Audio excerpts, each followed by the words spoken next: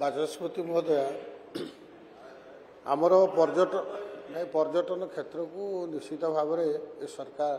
गुरुत्व देइचंती मुझे धन्यवाद दूसरी हाँ दौरान दवापाई जाऊँ तो कथा आमर देवकुंड एवं समवृक्ष भीमकुंड खिचिंग आ बरई पानी सहला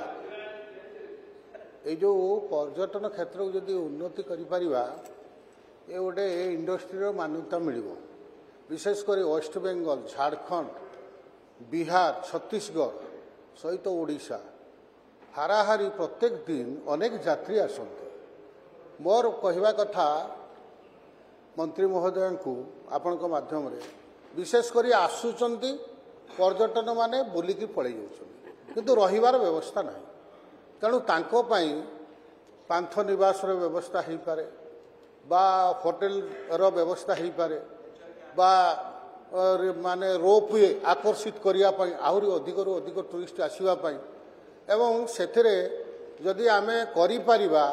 ए सिमिलपाल पेरिफेरी को डेवलपमेंट करि परिबा हाराहारी मु तो भाबुची 50,000 पिला सेथिरे नियुक्ति हेबे एवं रोजगार भी मध्य मिलिबो से दृष्टिकोण मानव बाचस्पति महोदय को मु निवेदन करी विशेषकर मयूरभंजर टूरिज्म को विकास करने दिगरे ध्यान दियो। माननीय बाचस्पति महोदय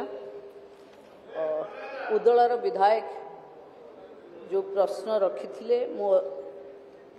ऑलरेडी ता उत्तर कही सारी कि देवकुंड रे पांथ निवास पाई आगामी दिन में सरकार आपर विचार करेंगे